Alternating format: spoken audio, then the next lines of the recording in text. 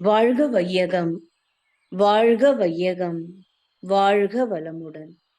குரு வாழ்க, குருவே துணை. தியானமே யோகம், யோகமே ஞானம்.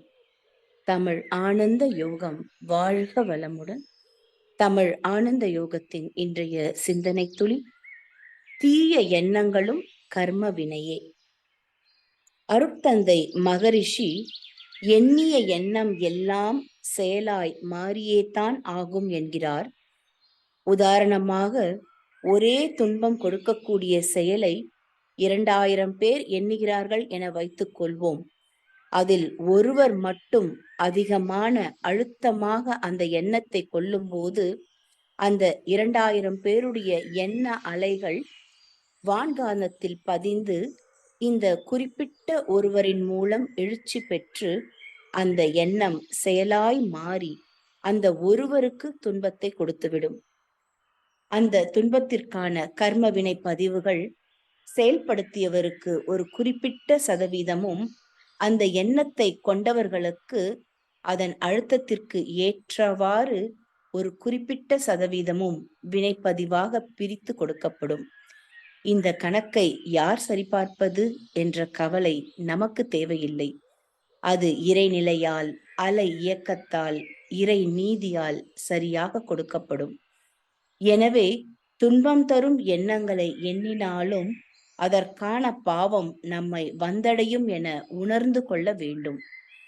எண்ணத்தினாலும் சொல்லாலும் செயலாலும் பிறருக்கு துன்பம் கொடுக்க எண்ணினாலும் சொன்னாலும் செய்தாலும் கூட அது ஒழுக்கமற்ற செயல் என்பதுதான் மகரிஷியின் சாமியமாக இருக்கிறது. எண்ணுவதே பாவம் எனும்போது எண்ணியதை செய்தால் அல்லது பிறரால் செய்விக்கப்பட்டால் கூட பாவமாகத்தானே கருதப்படும்.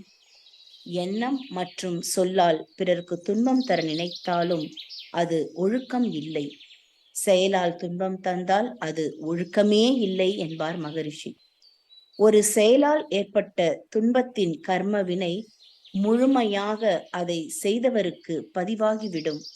தீய எண்ணத்தை எண்ணியவனும் செய்தவனும் வேறு வேறாக இருப்பதனால் கர்ம வினையானது அதற்கேற்றவாறு பிரிந்துவிடும். சில அன்பர்கள், நான் யாருக்கும் எந்த துன்பமும் கொடுத்ததில்லை, ஆனால் எனக்கு எல்லா கஷ்டங்களும் வருகின்றது என்று சிலர் கேட்பார்கள். அவர்கள் பாவ செயல்களை செய்யவில்லை எனினும் நிறைய தீய எண்ணங்களை நினைத்து கொண்டே இருந்திருக்க வேண்டும். அதனால்தான் அந்த தீய எண்ணங்களுக்கு ஏற்றவாறு கஷ்டங்களும் துன்ப உணர்வுகளும் வந்திருக்க கூடும் என்பதை புரிந்து கொள்ள வேண்டும்.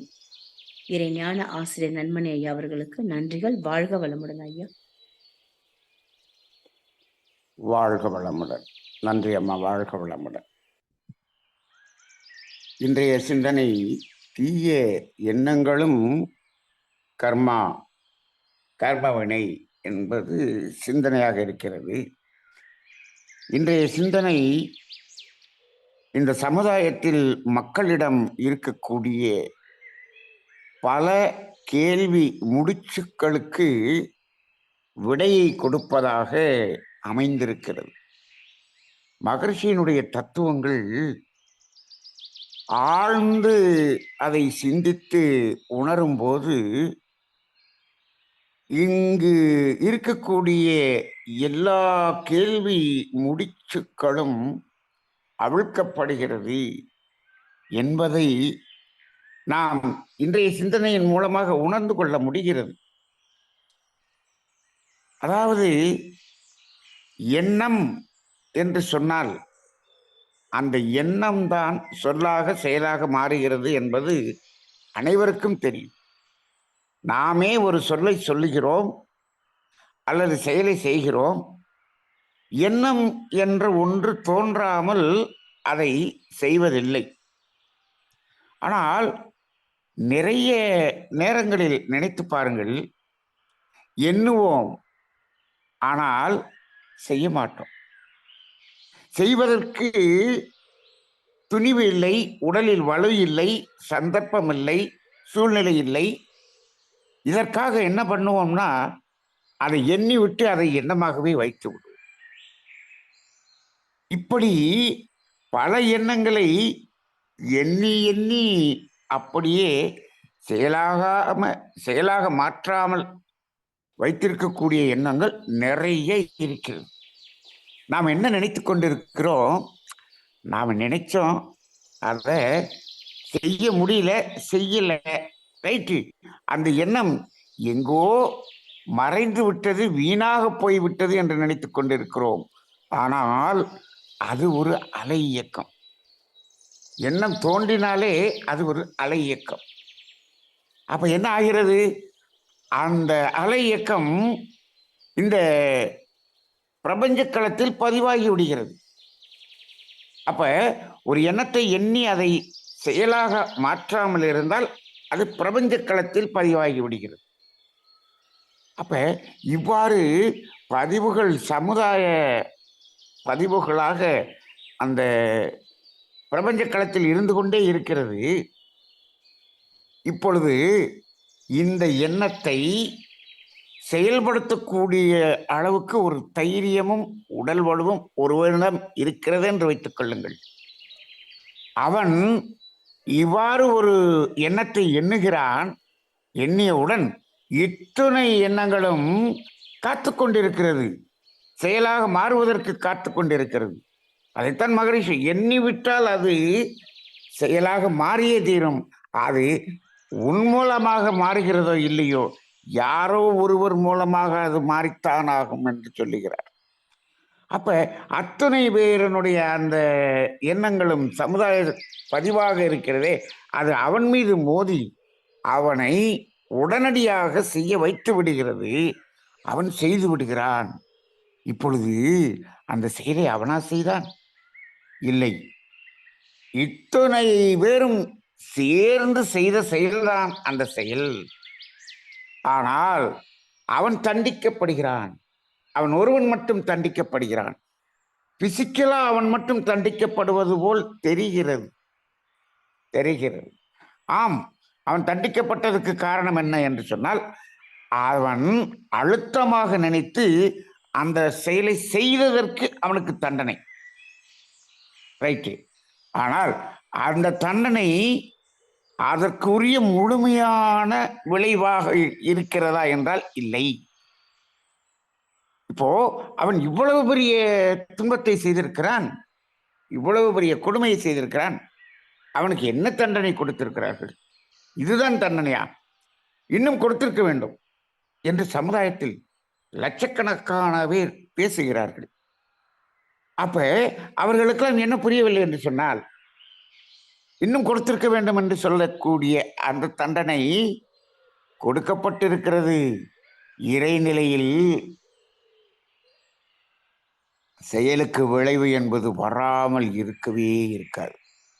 என்ன ஆகியது என்று பார்த்தால், இவ்வளவு பெரிய கொடுமையான செயலுக்கு இன்னும் கொடுக்கப்பட்டிருக்க வேண்டும் என்று மக்கள் சொல்லுகிற அந்த விளைவுகள் எல்லாம் எங்கு கொடுக்கப்பட்டது என்று சொன்னால், இவன் அதை செயலை செய்வதற்கு தூண்டிய எண்ணங்களை எல்லாம் எண்ணி எண்ணி எண்ணி பதிந்து வைத்தார்களே பல லட்சம் பேர், அத்தனை பேருக்கும் பகிர்ந்து கொடுக்கப்பட்டு விட்டது.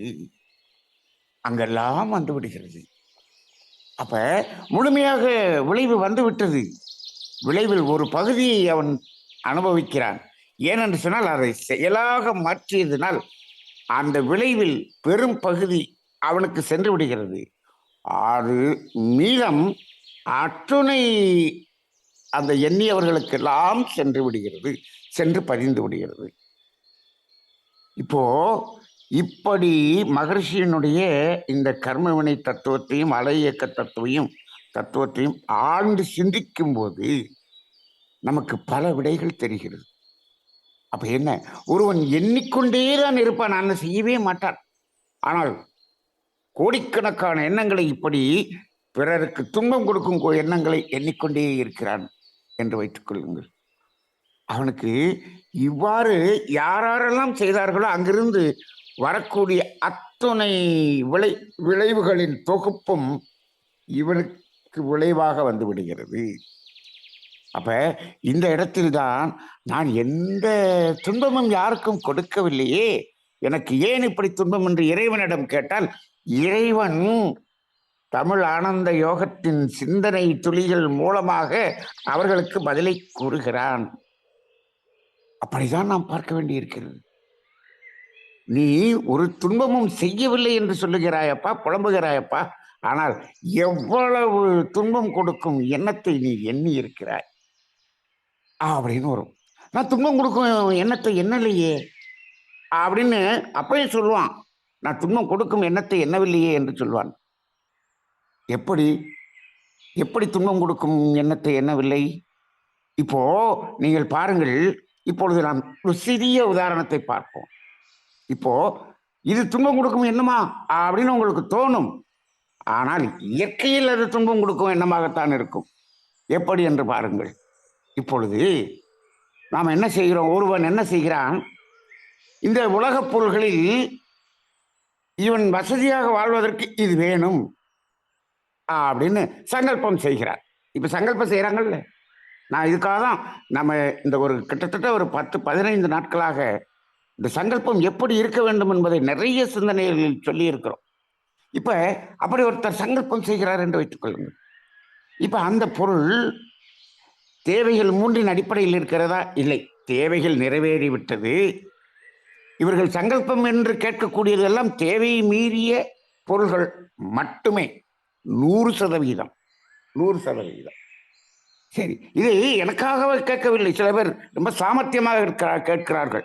எனக்காக கேட்கவில்லை. இது சமுதாயத்துக்கு சேவை செய்வதற்காக நான் இப்படி ஒரு பெரிய ஒரு கட்டடத்தை கட்ட வேண்டும் என்று நான் கேட்கிறேன் அப்படின்னு சொல்றாங்க.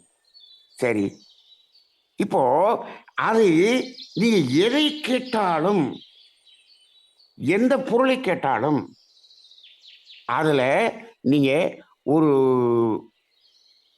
சமுதாயத்தில் இருக்கக்கூடிய ஒரு பொருள் நமக்கு வர வேண்டும் என்று எண்ணுகிறோம். இதுல என்ன தப்பு? எனக்கு வேணும்னு நினைக்கிறது என்ன தப்பு? உள்ளுவதெல்லாம் உயர்விடு என்று சொல்லிவிடுகிறோம். இப்போ பாருங்க, இப்போ நம்ம தேவையை மீறி கேட்கிறோம். சரி, அப்ப தேவையை மீறிய பொருளை நாம் நமக்கு வர வேண்டும் என்று எண்ணுகிற போது இவ்வாறு எத்தனை பேர் எண்ணுகிறார்கள்? அப்படி எண்ணிக்கொண்டே இருக்கிறார்கள். அப்ப என்ன ஆகிறது? உலகத்தில் இந்த தேவையில்லாத பொருள்களின் உற்பத்தி அதிகமாக கூடுகிறது. மனிதர்களுடைய உழைப்பு முழுவதும் இந்த தேவையில்லாத பொருள்களின் உற்பத்தியில் தான் அதிகமாக கொடுக்கப்படுகிறது. ஏனென்று சொன்னால் அப்படி கொடுக்கக்கூடிய அந்த தொழிலில் தான் சம்பளம் அதிகமாக கொடுக்கப்படுகிறது. மனிதன் முழுக்க முழுக்க முழுக்க அதை நோக்கியே செல்கிறான்.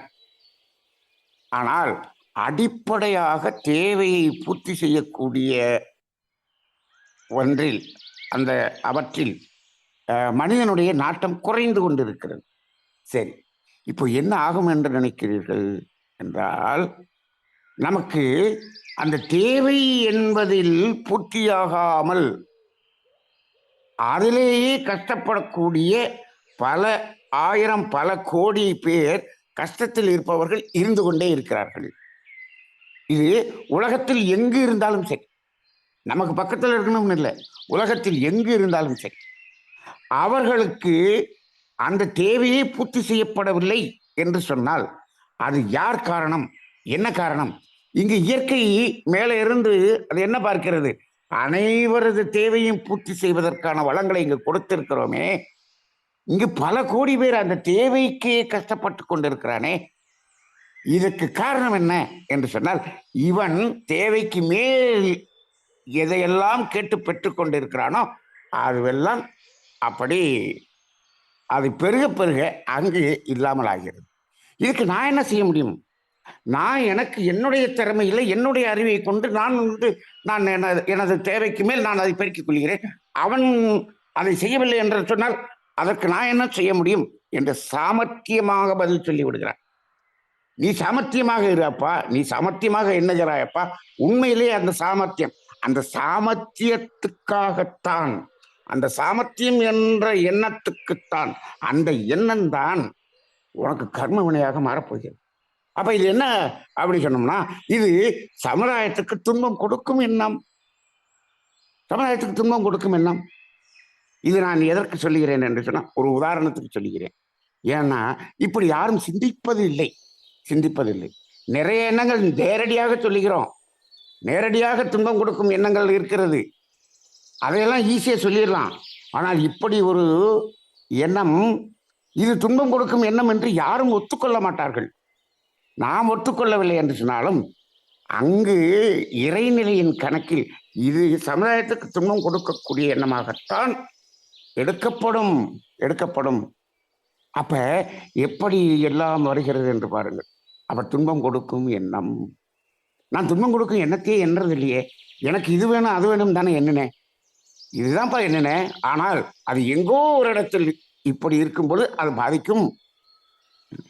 நீங்கள் வேதாத்திரிய தத்துவத்தை நீங்கள் ஒரு மாதிரி மாற்றி மாற்றி மாற்றி பேசுகிறீர்கள் என்று என்னை பல பேர் கேட்டதுண்டு. மகரிஷி அவர்கள் எங்கு எந்த இடத்தில் சொல்லுகிறாரோ பல தத்துவங்களை அதை அடிப்படையாக வைத்துத்தான் நாம் பேசுகிறோம். ஒரு இடத்தில் மகரிஷி சொல்லுகிறார், ஏசி ரூம்ல பெட்ல நல்லா சாப்பிட்டு ஏசி ரூம் போட்டு நல்ல குஷன் பெட்ல ஒருத்தர் படுத்திருக்கிறார். ரோட்ல ஒருத்தர் வந்து இரவு நைட்டு சாப்பாடு இல்லை, பசியில சாப்பாடு இல்லை, அவருக்கு தூக்கம் வரல, அவர் ரோட்ல படுத்திருக்கிறார், அந்த பசியின் கொடுமையில் படுத்திருக்கிறார். இப்போ இவர் கீழே இருக்கிறார், அவர் மேல இருக்கார். அந்த மாடியில் இருக்கக்கூடிய அவருக்கு தூக்கமே வரவில்லை என்று மகரிஷி சொல்லுகிறார். ஏன் அவருக்கு தூங்க வேண்டியது, நல்லா சாப்பிட்டாரு, சுகமான ஏசி பெட்டு, ஏன் தூக்கம் வரவில்லை என்று இங்க கீழே இருக்கக்கூடிய இவருடைய அந்த மனதனுடைய அந்த அழுத்தம், அந்த ஒரு துக்கம் இவரை தாக்கி இவருக்கு தூக்கம் வரவில்லை. இவருக்கும் அவருக்கும் என்ன சம்பந்தம்? இதுதான் அலை இயக்கம். மகரிஷி சொல்லியிருக்கார் இல்லையா? அப்ப இது நேரடியாக ஒரு உதாரணமாக சொல்லியிருக்கிறார். இப்பொழுது இது அகிலமெங்கும் இருக்கக்கூடிய அத்துணை உயிர்களையும் இணைத்து பார்க்கும் பொழுது எல்லாமே தெரியும். இது மட்டுமல்ல, இந்த விலங்குகளுக்கு நீர் இல்லாமல் அவையெல்லாம் காட்டிலிருந்து நாட்டுக்கு வருகிறதே. இப்போ அவை படக்கூடிய துன்பம், அதுக்கு காரணம் என்ன? நாம் வசதிகளை பெருக்குவதற்கு நாம் எண்ணிய எண்ணங்கள். இப்படியும் பார்க்க வேண்டும். இதை விட இன்னொரு கொடுமையான ஒரு எண்ணத்தை நாம் சிந்தித்து பார்ப்போம். எப்படி என்று சொன்னால், ஒருவன் தவறு செய்கிறான், சமுதாயத்துக்கு துரோகம் செய்கிறான், இப்படித்தான் இருந்து கொண்டிருக்கிறது என்று வைத்துக் கொள்ளுங்கள். ஆனால் அவன் எப்படி இருக்கிறான்? எல்லோரையும் அப்படியே மயக்குகிற மாதிரி நன்றாக பேசி, நன்றாக அப்படியே ஒரு ஒரு நிலையில் காட்டுகிறான், வெளியில் காட்டிக் கொள்ளுகிறான்.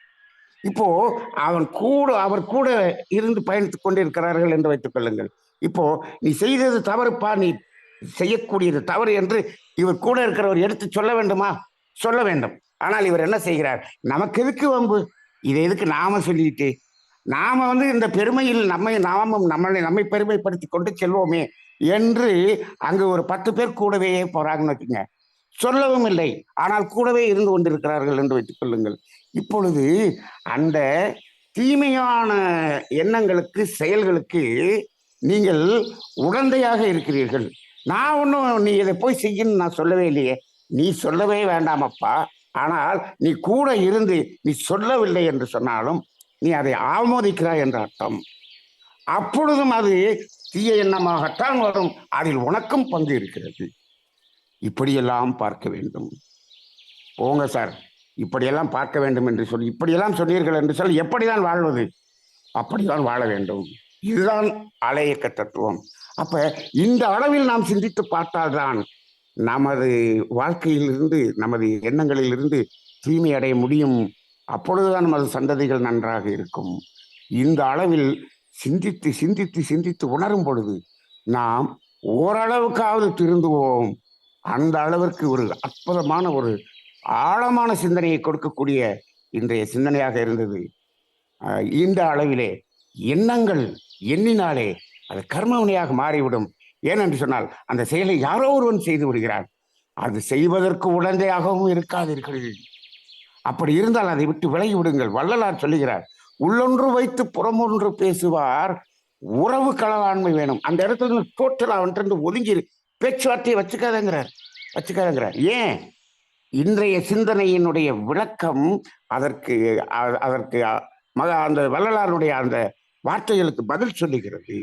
அந்த அடிப்படையில் வேதாத்திரியம் எந்த அளவுக்கு சமுதாயத்துக்கு அவர் ஆழமாக கொடுத்திருக்கிறார், அதை ஆழமாக நாம் சிந்திக்கவில்லை. இன்றைக்கு இந்த அளவுக்கு சிந்திப்பதற்கான இந்த சிந்தனையை கொடுத்த ஐயா அவர்களுக்கு நன்றி. வாழ்க வளமுடன்.